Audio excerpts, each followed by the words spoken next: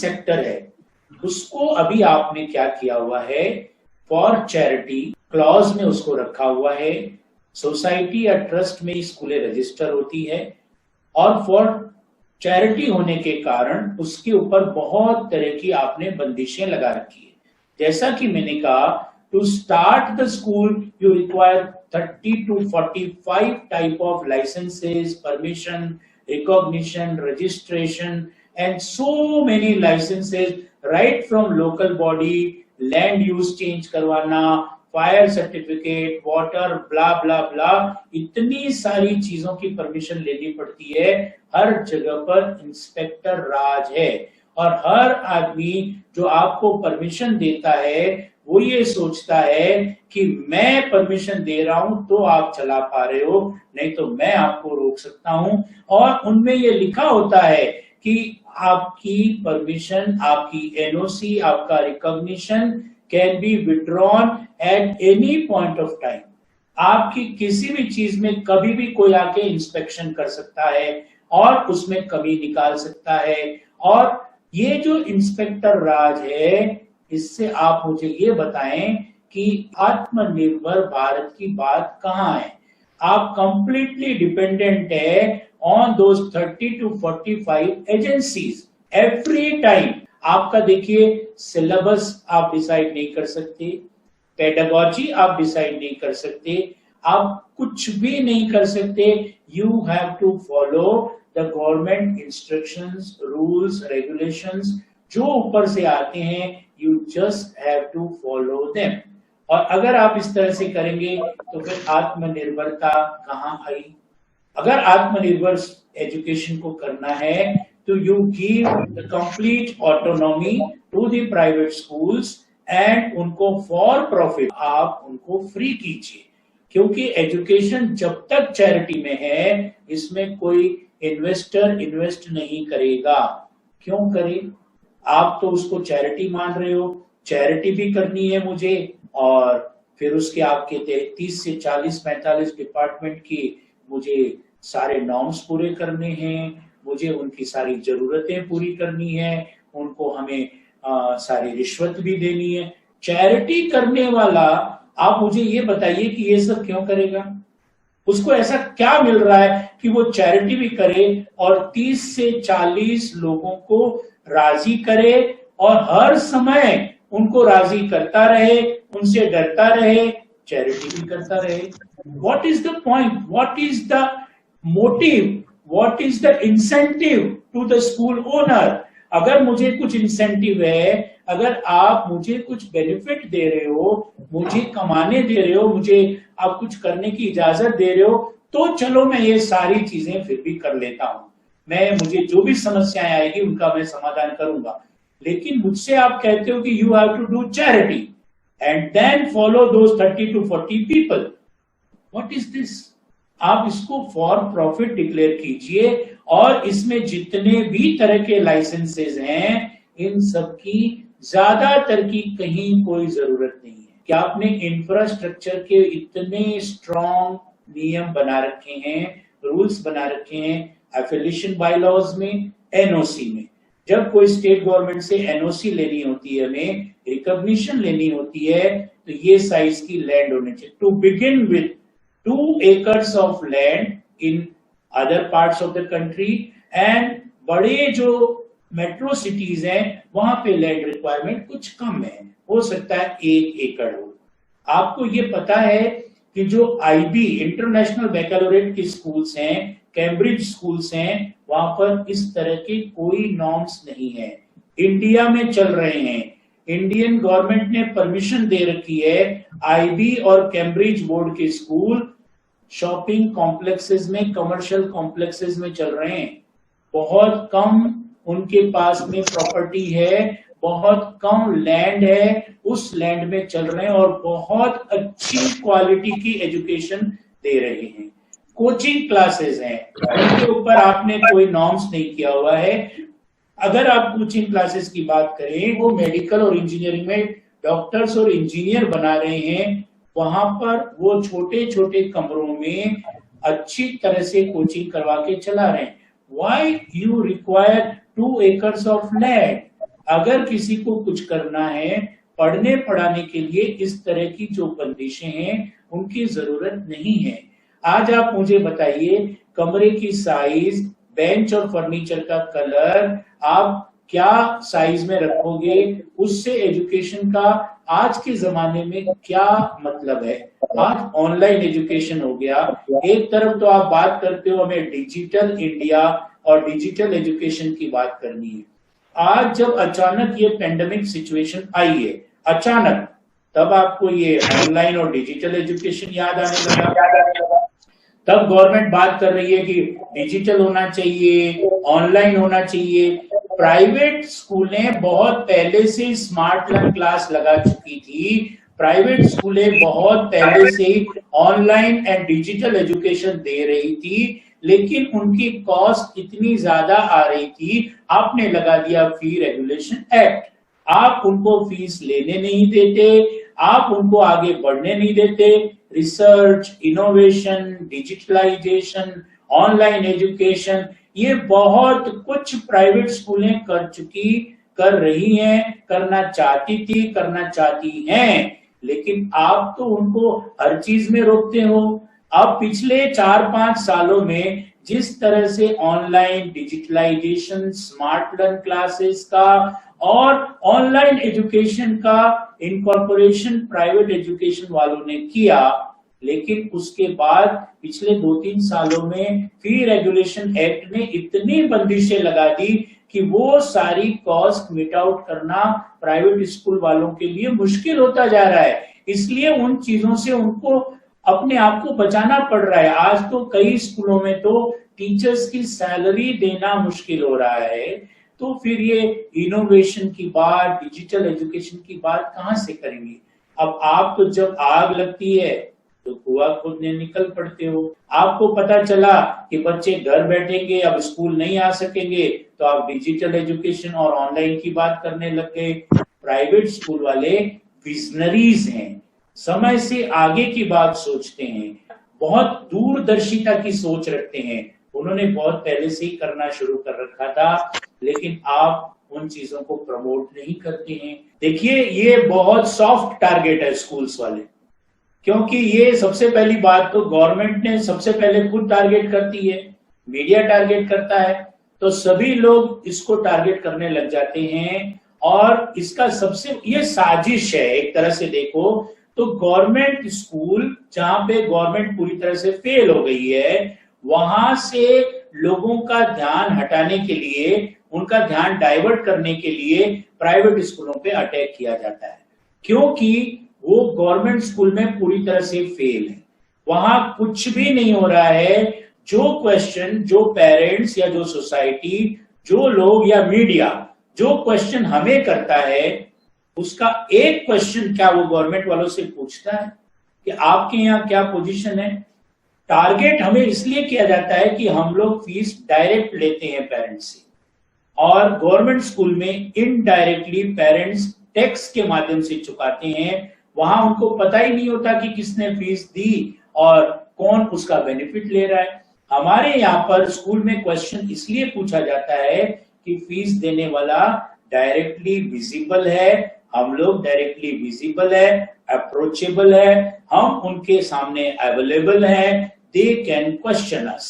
Government schools में अगर question करेंगे तो कहेंगे साहब ये तो ऊपर से आदेश आया है, मुझे तो जैसा ऊपर से निर्देश मिलेगा वैसे करूंगा, मेरे पास तो बजट नहीं है। There is no one to question them. हमारे यहाँ पर तुरंत लोगों को रिजल्ट चाहिए, तुरंत लोगों के सामने हर चीज ब्लैक एंड व्हाइट में ट्रांसपेरेंट है। हमारे यहाँ जहां ट्रांसपेरेंसी होगी वहां क्वेश्चन होंगे, होने दीजिए। हम लोग ये सब फेस करते हैं, बहादुरी से फेस करते हैं। मैं तो कहता हूं कि प्राइवेट एजुकेशन हमारे जितने भी एडुप्रेनर्स हैं, एजुकेशन प्रोवाइडर्स हैं, they are the real warriors. वो योद्धा हैं, वो बहादुर हैं, हर क्वेश्चन का मुकाबला करते हैं। इस समय पिछले 3 महीने से जब से ये लॉकडाउन शुरू हुआ है, पूरा हिंदुस्तान केवल और केवल प्राइवेट एजुकेशन को ही अटैक कर रहा है, और हम लोग बड़ी बहादुरी से लड़ रहे हैं, हर फ्रंट पे लड़ रहे हैं। चाहे वो मीडिया हो, मीडिया ट्रायल हो, कोर्ट के ट्रायल हो, गवर्नमेंट डिपार्टमेंट के ट्रायल हो, पेरेंट्स के ट्रायल हो, we are very happily fighting that. हम लोग कर रहे हैं क्योंकि हम बहादुर हैं, हम लोग हर चीज से अपने आप को इक्विप करके लड़ रहे हैं। तो यहां पर मैं बात कर रहा था कि प्राइवेट स्कूल्स को ओपन कर देना चाहिए फॉर प्रॉफिट। जब तक ये फॉर प्रॉफिट इसको ओपन नहीं करेंगे इस फील्ड को, तब तक कोई इन्वेस्टर इसमें आएगा नहीं। हर स्कूल ने अपने आप को ब्रांड बनाया है और हर ब्रांड की अपनी वैल्यू है, लेकिन वो वैल्यू आप मुझे लेने नहीं देते। आपने फीस रेगुलेशन एक्ट बनाया है, आपको हांकना है हर एक को भेड़ बकरियों की तरह। फ्रीडम कहाँ है? इसीलिए तो हम बात कर रहे हैं कि आप सेल्फ रिलायंट बनने दीजिए, एजुकेशन को फ्रीडम दीजिए, फॉर प्रॉफिट करने दीजिए। जैसे कोचिंग एमआरपी की बात है, कोचिंग इंडस्ट्री है ना, वहां पे वो अपनी मर्जी से फीस लेते हैं, उनको कोई नहीं रोकता। आप मुझे क्यों रोकते हो? मुझे भी मत रोकिए, मैं भी ब्रांड बनाऊंगा। अगर मैं अच्छा नहीं पढ़ाऊंगा, मेरी वैल्यू जो मैं बोल रहा हूं कि मैं तो ये फीस लूंगा, अगर उस वैल्यू का रिटर्न मेरे पेरेंट्स को नहीं मिलेगा तो मेरे पास कोई नहीं आएगा। It is a competitive field. आपने जैसे चैनल्स खोलने दिए, उस तरह से अगर आप स्कूल को भी प्राइवेटाइजेशन करोगे तो बहुत सारे चैनल्स आएंगे। And survival of the fittest. अगर मैं फिट हूं तो मैं सर्वाइव करूंगा, अगर मैं फिट नहीं हूं तो मार्केट से बाहर हो जाऊंगा। पेरेंट्स को और बच्चों को तो अच्छी क्वालिटी मिलेगी। कंपटीशन का एक रूल है, customer always is the winner, customer is the king. ऐसे ही हमारे पेरेंट्स, हमारे बच्चे किंग हैं, हम तो उनको भगवान मानते हैं, हम उनके लिए जीते मरते हैं। पेरेंट्स को खुश करके ही हम स्कूल चला सकते हैं। हम उनको, हमारी ब्रांड वैल्यू है, पेरेंट्स आएंगे हमारे पास, जो हमें जो पसंद करेगा वो आएगा। तो ट्रस्ट के नाम पे अगर डोनेशन नहीं लेंगे तो इंफ्रास्ट्रक्चर कैसे खड़ा होगा, डेवलपमेंट कैसे होगा? ट्रस्ट के पास या तो फीस या डोनेशन, दो ही चीज तो होती है। हैवी डोनेशन कौन देता है? जबरदस्ती किसी के घर से डाका डाल के लाते हैं क्या? चोरी करके लाते हैं क्या? जिसको इंफ्रास्ट्रक्चर चाहिए, जिसको फैसिलिटी चाहिए, जिसको अच्छी एजुकेशन चाहिए, उनको इस तरह के डोनेशन बड़े बड़े स्कूल्स में देने पड़ते हैं, क्योंकि वो फीस ले नहीं सकते। फीस पे आपने कैप लगा रखा है, फी रेगुलेशन एक्ट लगा रखा है। आप क्या करोगे? आप मुझे बताइए, डेवलपमेंट इंस्टीट्यूशन का कैसे होगा? कहीं से भी डोनेशन आएगा? आप क्या समझते हो कि अपने घर से डोनेशन लाएगा? कहां से लाएगा वो डोनेशन? भाई you have to, you want to enjoy the infrastructure. आपको बढ़िया से बढ़िया फैसिलिटी चाहिए, आपको ग्रेनाइट वाला फ्लोर चाहिए, आपको चाहिए कि वहां पे पूरा वाइपर मशीन से सब कुछ वाइप होता रहे, वहां पर फिनाइल के छिड़काव होते रहे, वहां पर बाईजी हो, वहां पे सिक्योरिटी गार्ड हो, वहां पे अच्छी लॉन हो, स्विमिंग पूल हो, हॉर्स राइडिंग हो, सब कुछ हो। ये फैसिलिटी कॉस्ट पे आती है। आप मुझे ये बताइए, डोनेशंस की बात कौन करता है? क्या वो डोनेशन तो कोई जबरदस्ती तो ले ही नहीं सकता। आपने मर्जी है, आपको वहां पढ़ना है, आपने डोनेशन दिया। और ये स्कूल वालों को तब करना पड़ता है जब आपने उनको ट्रस्ट में या चैरिटी क्लॉज में, सोसाइटी में रजिस्टर्ड करने की बाध्यता रखी है।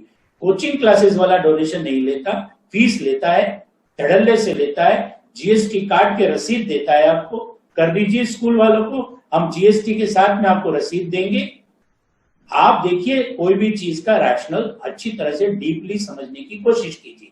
आप एक सड़क पे चलना चाहते हैं अपनी गाड़ी लेकर के, you are paying the road tax to the government while registration जब आपका करवाते हैं, आपने रोड टैक्स दिया है, फिर आपको हर जगह पे टोल टैक्स क्यों देना पड़ता है?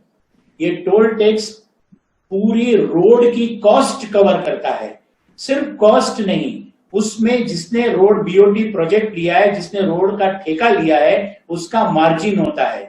ऊपर से लेकर के जिस लोगों ने, जिनको उस रोड को बनाने का ठेका दिया है, उनका कमीशन होता है। सारे प्रॉफिट्स और कॉस्ट, कमीशन सब मिलाकर के जो कॉस्ट होती है वो यूजर बेयर करता है by the way of toll tax. कहां गलत है?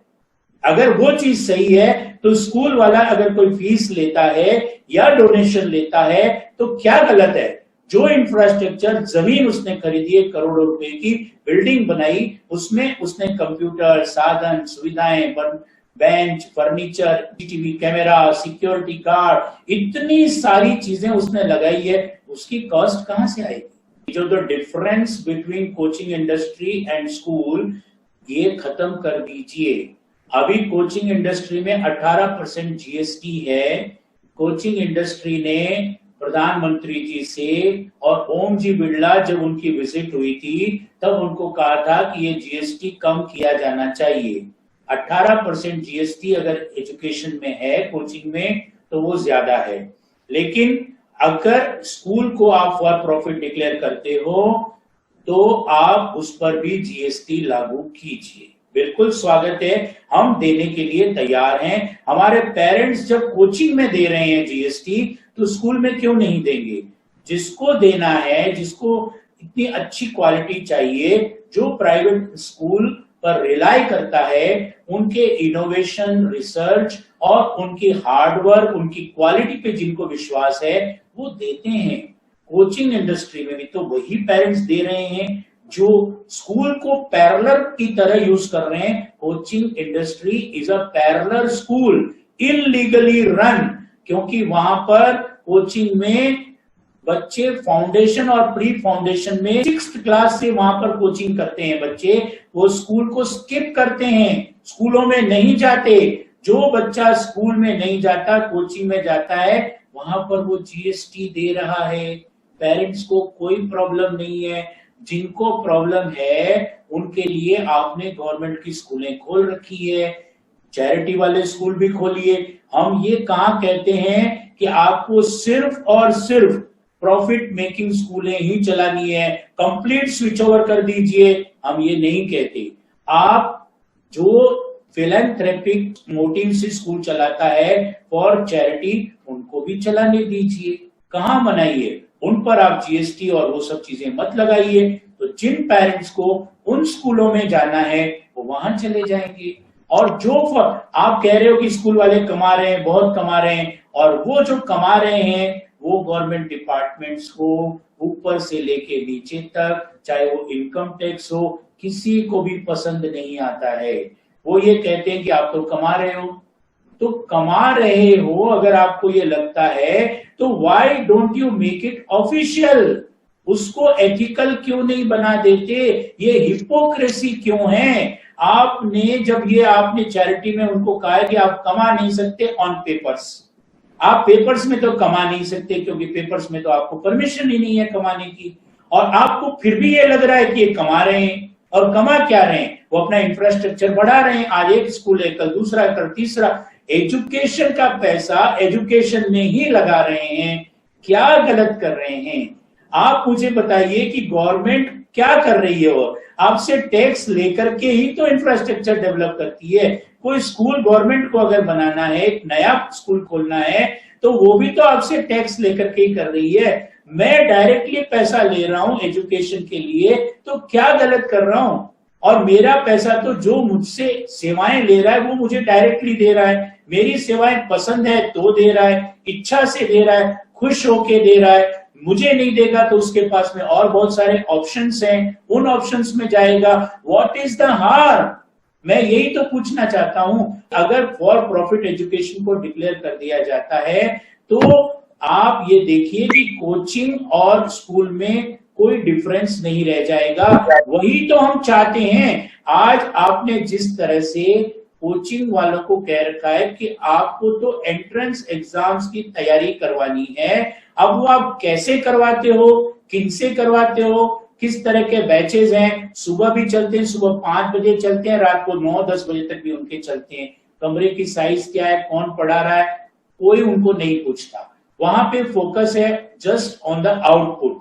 आपने सिलेक्शंस क्या दिए, आपका रिजल्ट क्या है, इसी बेसिस पर, क्वालिटी के बेसिस पर पेरेंट्स कोचिंग क्लासेस का सिलेक्शन करते हैं और वहां मुंह मांगे पैसे उनको दे के आते हैं विथ जीएसटी। तो प्रॉब्लम कहां है? वैसे ही आप स्कूल वालों को कहिए ना कि आपको अमुक एग्जाम देनी है। मैं गवर्नमेंट से कहता हूं यू डिसाइड सिलेबस। हम नहीं करेंगे डिसाइड, आप सिलेबस डिसाइड कीजिए, आपके पावर में।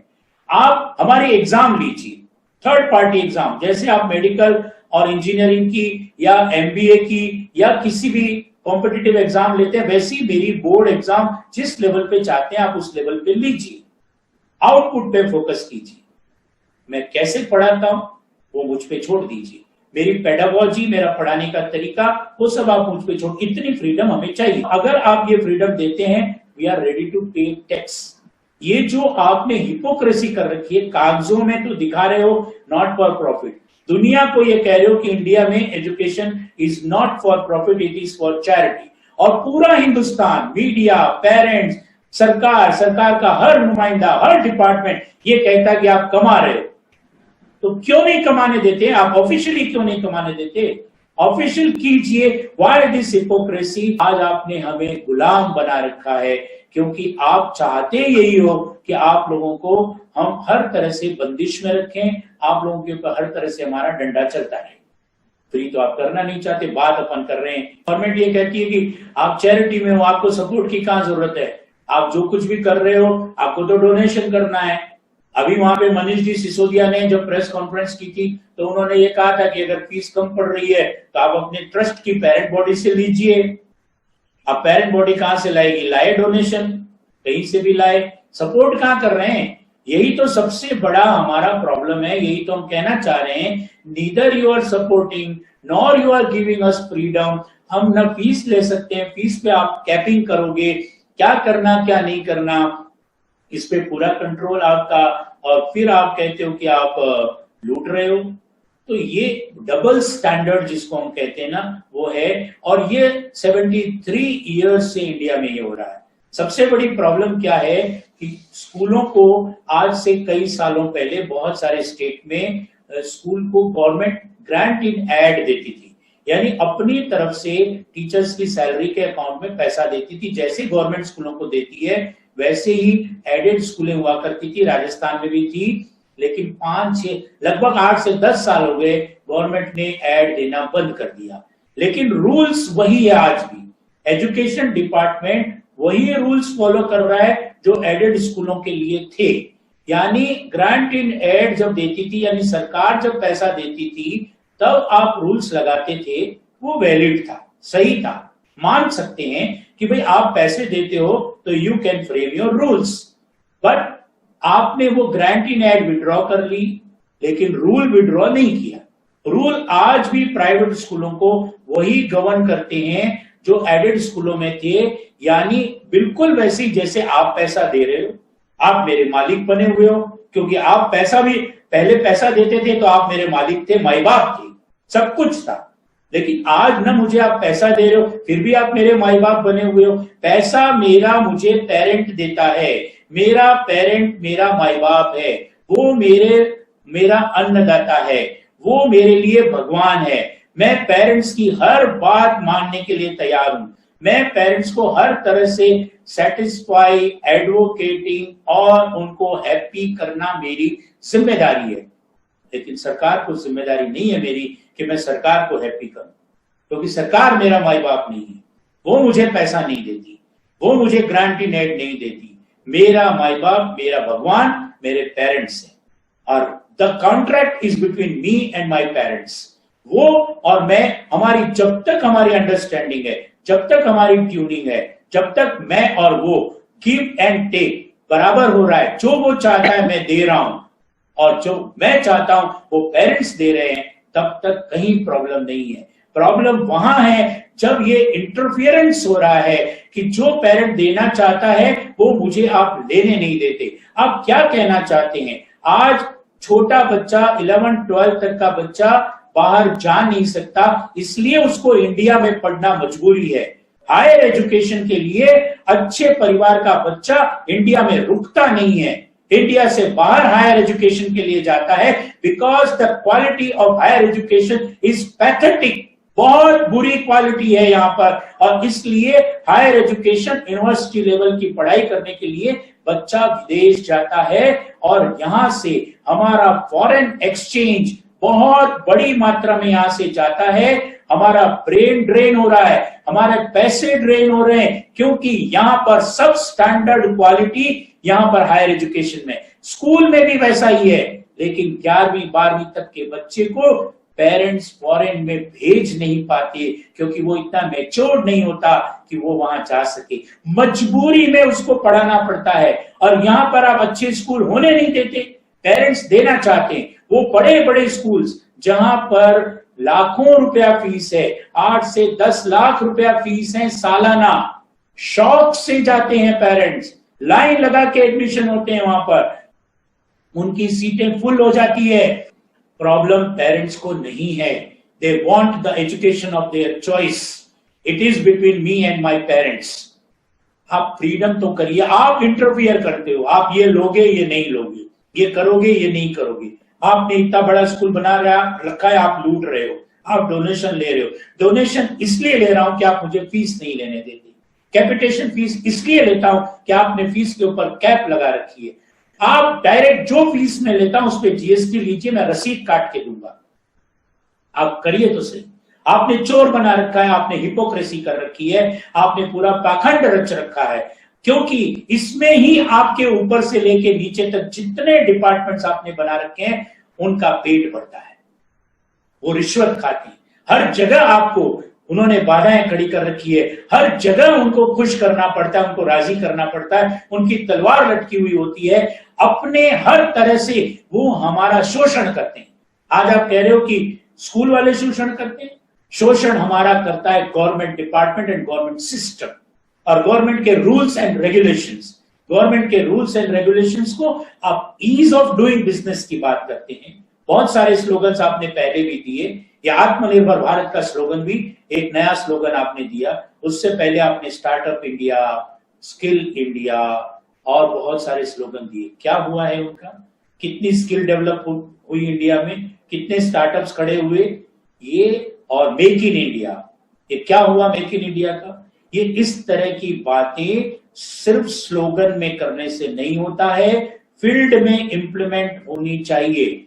जब आप ऊपर से कोई प्लानिंग करके भेजते हो तो इतने डिपार्टमेंट्स इतने सारे इन्वॉल्व हो जाते हैं कि उनके लिए मलाई हो जाती है कि अब आएंगे बकरे। कोई भी स्टार्टअप करने वाला हो, मेक इन इंडिया की कोई नई स्कीम लेकर के आने वाला हो, किसी भी तरह का आदमी आता है, उसको अपना बिजनेस स्टार्ट करने से पहले वो एग्जॉस्ट हो जाता है परमिशन लेने में और उसके लिए खर्च करने में, सारी रिक्वायरमेंट्स को पूरी करने में। काम क्या करेगा वो, बहुत सारे फेलियर हो गए स्टार्टअप इंडिया, इसीलिए फेल हो जाते हैं। कहां से सक्सेस होंगे, आपके ग्राउंड लेवल पे जिस तरह का सिस्टम जाल बिछा रखा है आपने, हर कदम पे रुकावट करने वाले ही लोग हैं, सपोर्ट करने वाला कोई नहीं है। सपोर्ट की बात कहां है, जितने भी लोग हैं वो सिर्फ इन पे रुकावटें पैदा करने के लिए, they are not there to support us, they are not ready to support anyone, न बिजनेसमैन को, न इंडस्ट्रियलिस्ट को। ये जितने भी हायरार्की बना रखी है, इतने से ऊपर से लेके नीचे तक डिपार्टमेंट बना रखे हैं, ये डिपार्टमेंट आपको सपोर्ट करने के लिए नहीं है, ये डिपार्टमेंट है आपके अंदर रुकावटें पैदा करने के लिए। जब तक ये सारा सिस्टम खत्म नहीं होगा, आपका माइंडसेट चेंज करना पड़ेगा, आपका कॉन्सेप्ट चेंज करना पड़ेगा। जब मोदी जी आए थे तो बड़ी आशा से हमने उनको सुना था, उन्होंने एक बात कही थी कि मैं रोज एक पुराना कानून खत्म करूंगा। क्या हुआ, आज रोज नया कानून लागू होता है, रोज एक नया डिपार्टमेंट बनता है, रोज एक नई बाधा खड़ी होती है। इंडिया पिछड़ रहा है इसीलिए। इंडिया अगर जीडीपी हमारी जो एक्सपेक्टेड है वो नहीं आ रही है तो वो इसीलिए नहीं आ रही है। आपको जब तक आप फ्रीडम नहीं दोगे, जीएसटी लागू हो जाएगा तो क्या स्कूलें चल पाएगी, क्या पेरेंट्स इतना दे पाएंगे? मैं कहता हूं इसके लिए गवर्नमेंट को भी आज ही सारे पैसे एक साथ एजुकेशन से ले लें और अपना सारा घाटा भर दें, और ये जो इकोनॉमिक स्लो डाउन हुआ है उसको एजुकेशन से ही पूरा कर लें, ऐसा भी नहीं है।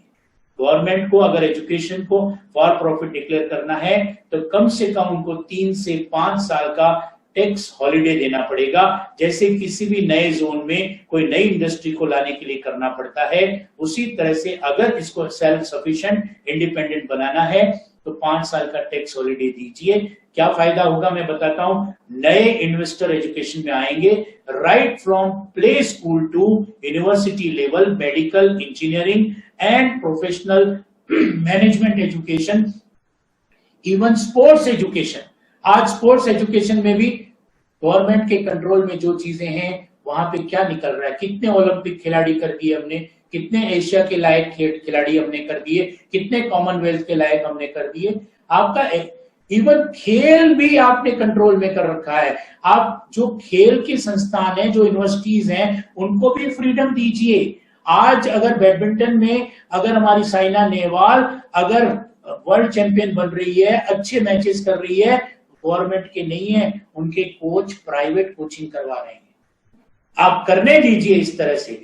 जब तक आप ये प्राइवेटाइजेशन नहीं करेंगे तब तक आपको कहीं बेनिफिट नहीं मिलने वाला, और इंडिया विश्व गुरु नहीं बन सकता अंडर द प्रेजेंट सिस्टम। अगर इसको विश्व गुरु बनाना है, $5 ट्रिलियन की इकोनॉमी बनाना है, तो आपको इसमें पूरी फ्रीडम देनी होगी। जैसे BSNL में हुआ, जैसे MTNL में हुआ, जैसे दूरदर्शन में हुआ। जो दूरदर्शन के अच्छे एंकर, अच्छे टेक्नीशियंस थे, BSNL के अच्छे टेक्नीशियंस थे, अच्छे मैनेजर्स थे, सब प्राइवेट में चले गए, सब मोबाइल कंपनियों में चले गए। दूरदर्शन के लोग दूसरे चैनल में चले गए। टीचर्स भी जो अच्छा है वो आइए ना, प्राइवेट एजुकेशन में आइए, प्राइवेट सिस्टम में आइए। You will be paid more than what government is paying you, if you are able and if you are hard working, if you prove yourself, if you can produce result. आप result produce कर नहीं सकते, आप योग्य नहीं है, आप मेहनती नहीं है, मुफ्तखोरी की खाने की आपको आदत पड़ी हुई है, ये कब तक चलेगा? देश के टैक्स का पैसा बर्बाद हो रहा है, टैक्स पेयर का पैसा बर्बाद हो रहा है। इसका जवाब लेना होगा, सवाल पूछने होंगे लोगों को। इस तरह की बातें जब तक हम नहीं करेंगे, आत्मनिर्भर भारत की बात केवल एक स्लोगन है, हकीकत और धरातल पे उतर नहीं सकती। जिस तरह से अगर आप और ये प्राइवेटाइजेशन कर देते हैं, इसको प्रॉफिट मेकिंग करते हैं, तो बहुत बड़ा इन्वेस्टमेंट आएगा, बहुत सारा इंफ्रास्ट्रक्चर नया डेवलप होगा, लोगों को बसेस चाहिएगी, बिल्डिंगें बनानी पड़ेगी। बिल्डिंगें बनाएंगे तो जो बिल्डिंग बनाने के लिए मटेरियल बनाते हैं, cement industry and infrastructure industry, उसको सपोर्ट मिलेगा। बहुत सारी सपोर्ट इंडस्ट्रीज इससे तैयार हो जाएगी, बहुत सारा एम्प्लॉयमेंट जनरेट होगा अगर आपने एजुकेशन को फॉर प्रॉफिट किया। तो आज पूरी दुनिया में भारत के बच्चे जा रहे हैं, बाहर जाकर के पढ़ते हैं, उनकी इकोनॉमी को स्ट्रॉन्ग करते हैं, यहाँ का पैसा वहां ले जाते हैं। अगर आपने यहाँ पे अच्छे स्टैंडर्ड के इंस्टीट्यूशंस खोलने दिए, अच्छी यूनिवर्सिटीज, अच्छा मेडिकल पे आपने क्यों बंदिशें लगा रखी है? आज आप कह रहे हो कि गवर्नमेंट के पास में डॉक्टर्स नहीं है, हॉस्पिटल्स नहीं है, आज आप जगे हो, आप आज आपकी नींद खुली है, पहले नहीं दिखाई दे रहा था। क्यों आपने 100 करोड़ की बंदिश लगा रखी है, और आपने कितने एकड़ का होना चाहिए तब आप मेडिकल कॉलेज खोल सकते हो? क्यों?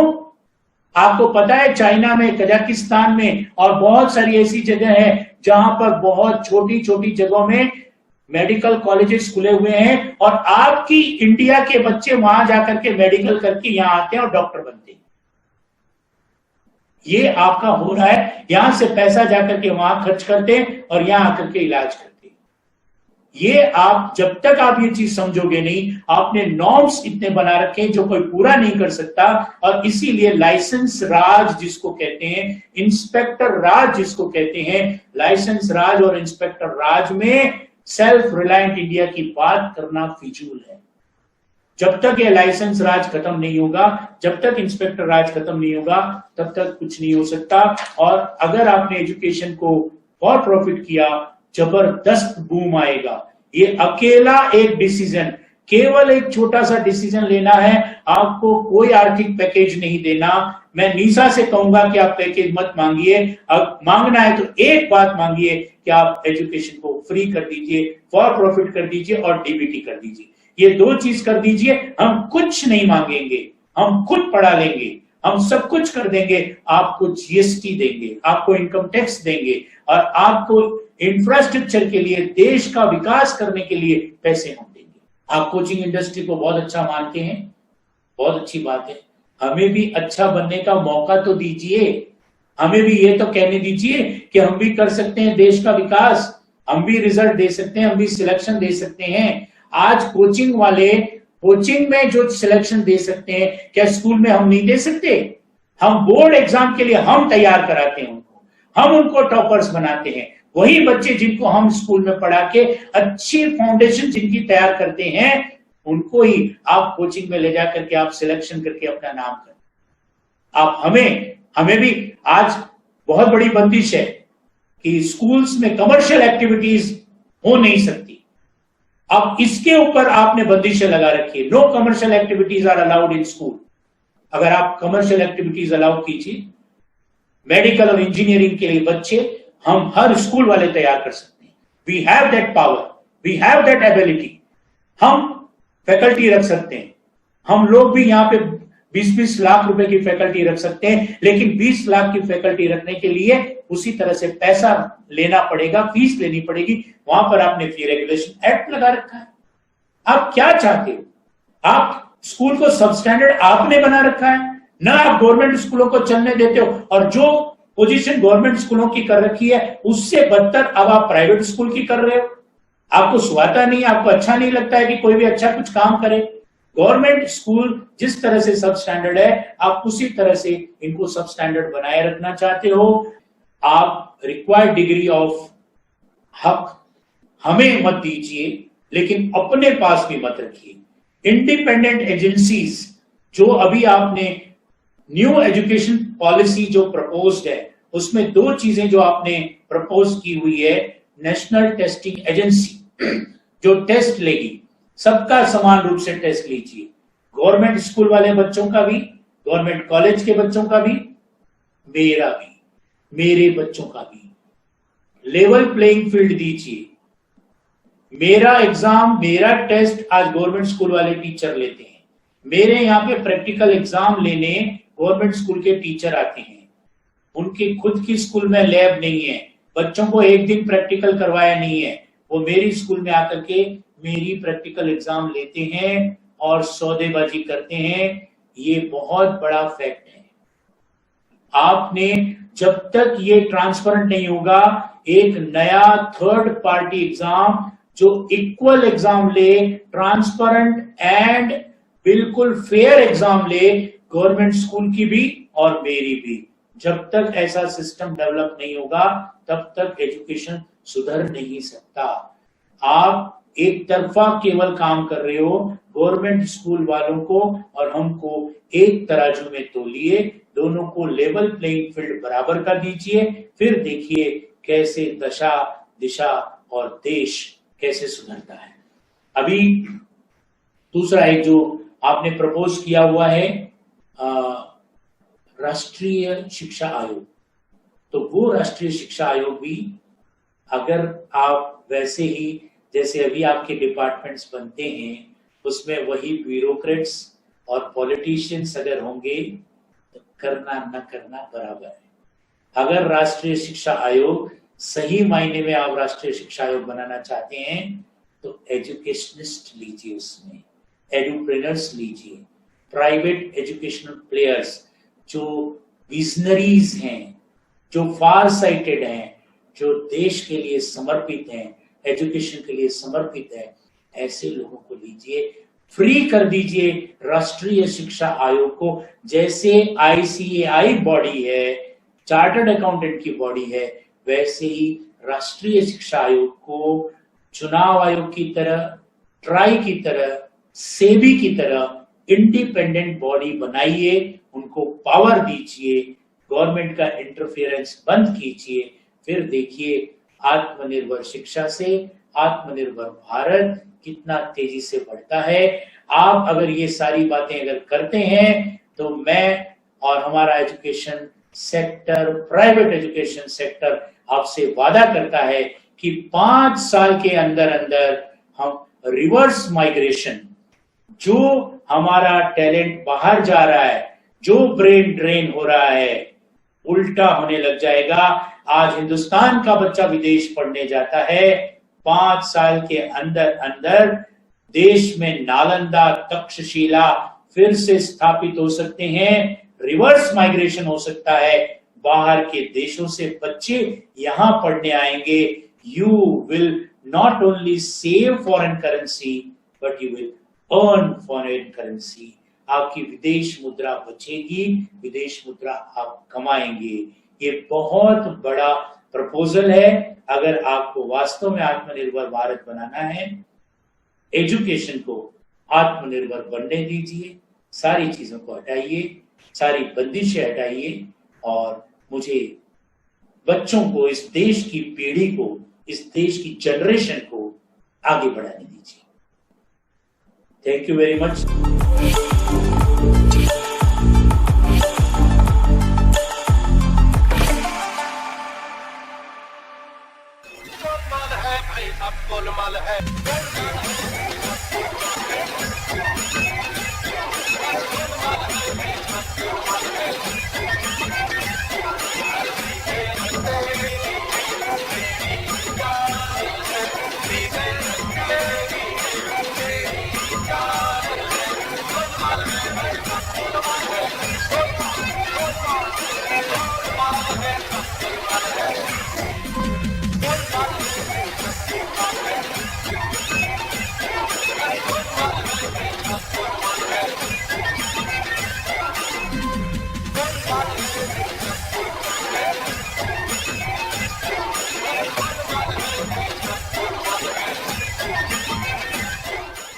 वीडियो को लाइक करें, हमारे चैनल को सब्सक्राइब कर बेल आइकन जरूर प्रेस करें हमारी न्यू वीडियो सबसे पहले देखने के लिए।